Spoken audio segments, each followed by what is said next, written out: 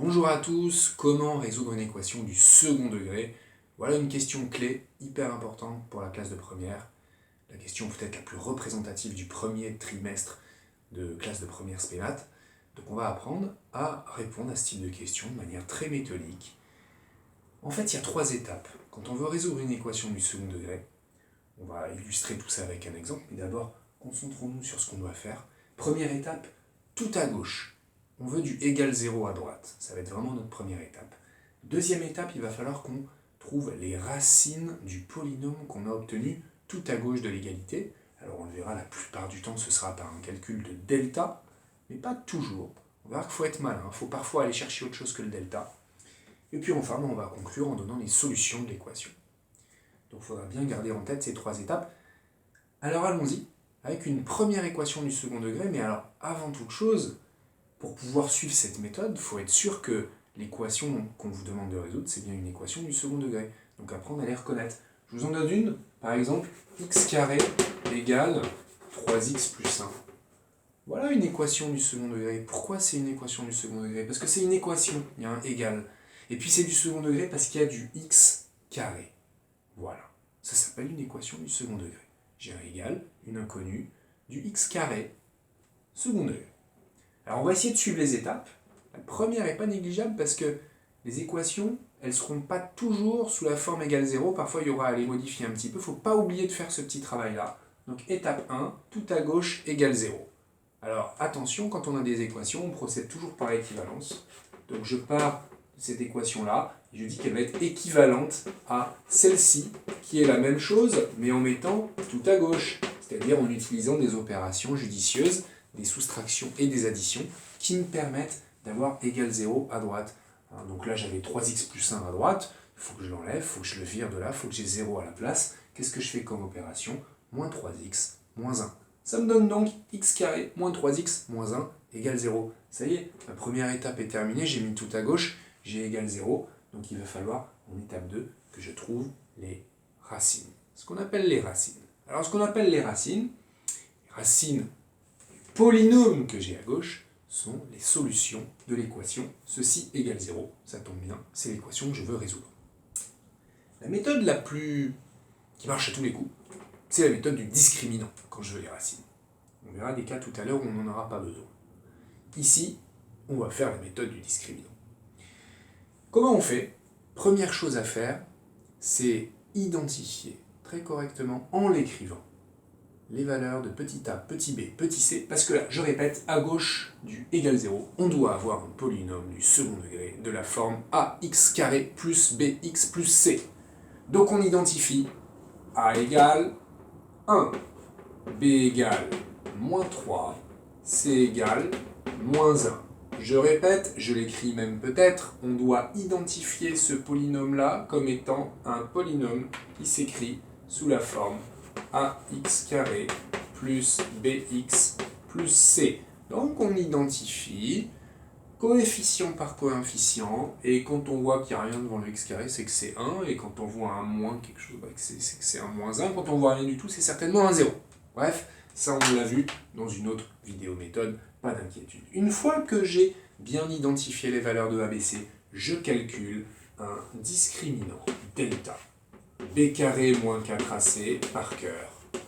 Et on y va, on remplace. Et comme on a fait ce bon travail d'identification qu'on a écrit explicitement sur la copie au début, eh bien on est sûr de ne pas se planter. Et on est encore plus sûr de ne pas se planter si on fait attention aux éventuelles parenthèses. B carré, c'est moins 3 qui est au carré, attention, je lui mets les parenthèses. Moins 4ac, c'est-à-dire moins 4 fois 1 fois moins 1. Voilà mon petit calcul du discriminant delta b carré moins 4ac, qui est le petit algorithme qui va vous permettre de trouver les racines, si elles existent, de ce polynôme. Moins 3 au carré, ça fait 9. Moins 4 fois 1 fois moins 1, ça fait plus 4. Ceci me donne 13. Voilà. Delta égale 13.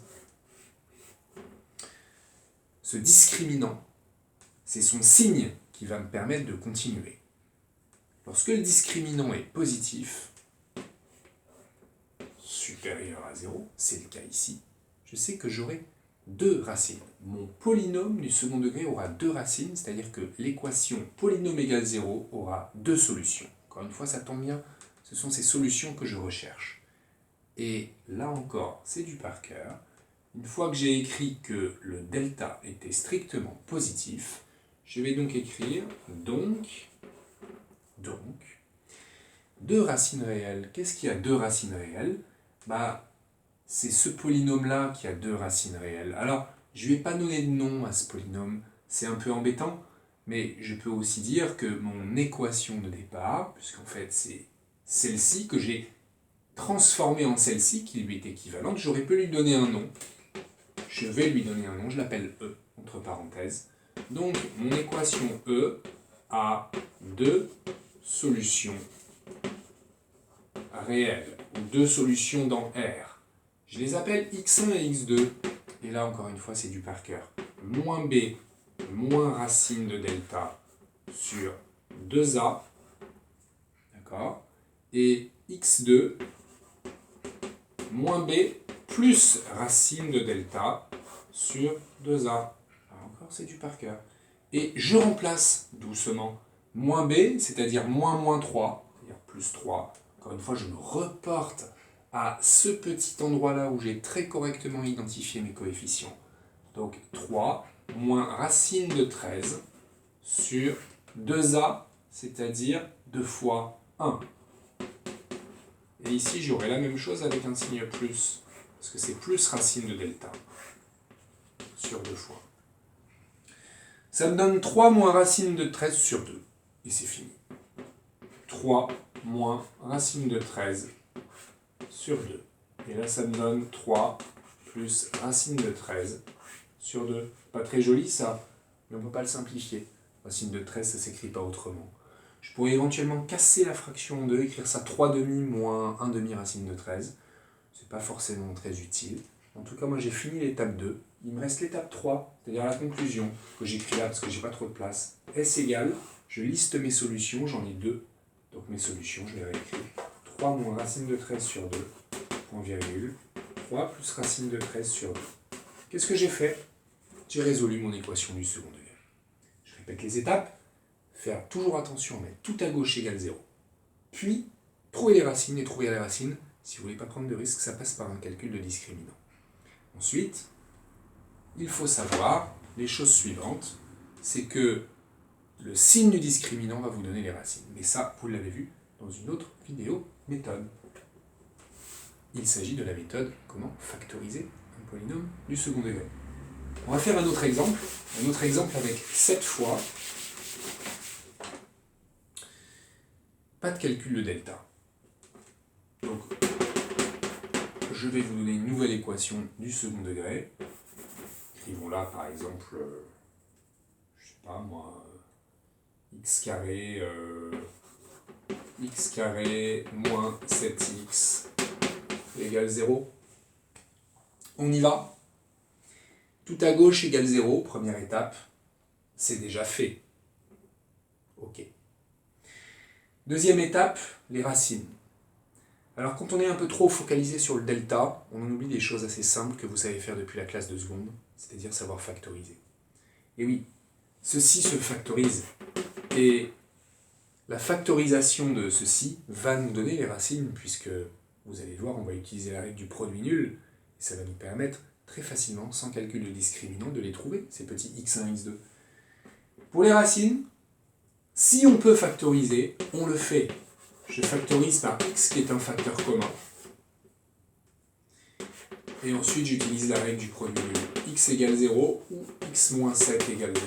Règle du produit nul. Un produit facteur est nul si et seulement si l'un de ces facteurs est nul. Donc il y a un ou. Ça, c'est déjà résolu. Et ça y est, c'est résolu. J'ai donc deux solutions. Je les écris. S égale 0, 7. Ceci n'a nécessité aucun calcul de delta. Oui. On en fait une autre pour vous montrer que le delta, c'est pas non plus tout le temps à utiliser. Nouvelle équation, x carré moins 6x égale 9. Voilà une équation du second degré parce que j'ai du x carré. C'est déjà du second degré. Allez, première étape, tout à gauche.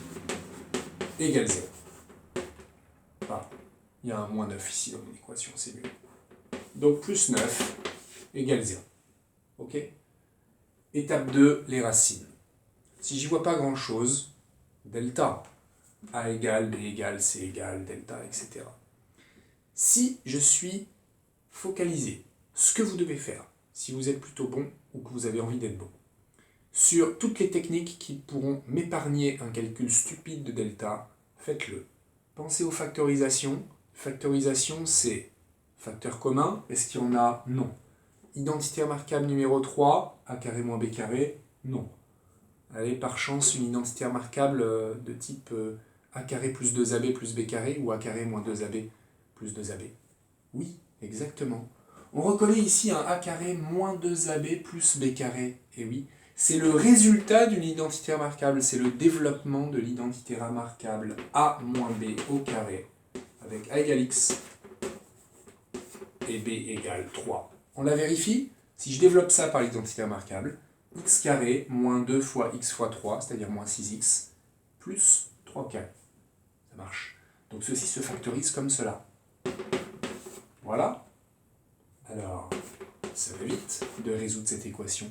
C'est une équation de type grand X au carré égale 0. Quand est-ce qu'un carré est nul? Si et seulement si l'intérieur du carré est nul, c'est-à-dire si et seulement si x moins 3 égale 0. Si vous ne comprenez pas trop le passage de là à là, dites-vous qu'on peut écrire la règle du produit nul. X moins 3 fois x moins 3 égale 0. Si et seulement si x moins 3 égale 0 ou x moins 3 égale 0, c'est-à-dire ça, ou la même chose, c'est-à-dire ça. Et on a presque fini. X égale 3. On a terminé. On a résolu notre équation du second degré. Il suffit maintenant d'écrire ça. Si ceci vous fait peur, parce que vous dites « Oh là là, mais il faut y penser, moi je ne les vois pas toujours, les factorisations », dites-vous que delta, ça marche toujours. C'est-à-dire que à ce moment-là, j'efface tout ça, on aurait pu se dire « J'y vois rien, je veux faire du delta parce que j'aime ça, ça me rassure. A égale 1, B égale moins 6, C égale 9. » Delta, c'est donc moins 6 au carré, B carré moins 4AC, moins 4 fois 1 fois moins 9. Ceci me donne 36 moins 36.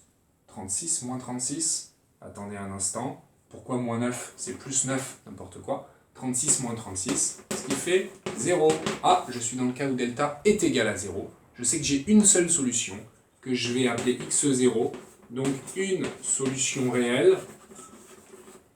x0, c'est moins b moins racine de delta sur 2a. Oui, mais le delta vaut 0. Donc moins b sur 2a. C'est-à-dire, je me reporte ici, moins 6, c'est-à-dire 6, sur 2 fois 1, c'est-à-dire 2, donc 6 sur 2, ça fait 3. Je retrouve mon S égale 3 de tout à l'heure, vous avez vu que le delta marche toujours. Ok, voilà donc comment on résout une équation du second degré dans un deuxième exemple. Alors, attention, parfois, les équations du second degré n'ont pas de solution. Parfois, il n'y a pas du tout de solution. Si je vous donne par exemple cette équation du second degré, voilà, et que je me dis, est-ce que c'est factorisable? Non. Alors, je vais passer à l'étape 2 par un calcul de delta. Oui, parce que tout était déjà tout à gauche, donc l'étape 1 est finie. Donc, j'identifie A égale 1, B égale 1, C égale 1. Je calcule le discriminant B carré moins 4AC, c'est-à-dire 1 au carré moins 4 fois 1 fois 1. 1 moins 4 moins 3. Moins 3, c'est strictement négatif. Alors, je sais que ce polynôme n'a pas de racine. Alors, je sais que cette équation n'a pas de solution. S égale ensemble de lignes. Pas de solution. On finit quand même par un petit exemple supplémentaire, un peu autre. Parfois, pour résoudre des équations du second degré, il y a encore autre chose, mais je vous invite à voir une autre vidéo, si ça vous intéresse ou si votre prof vous en a parlé. C'est la méthode de la racine évidente. Voilà, parfois, on a une équation de ce type-là.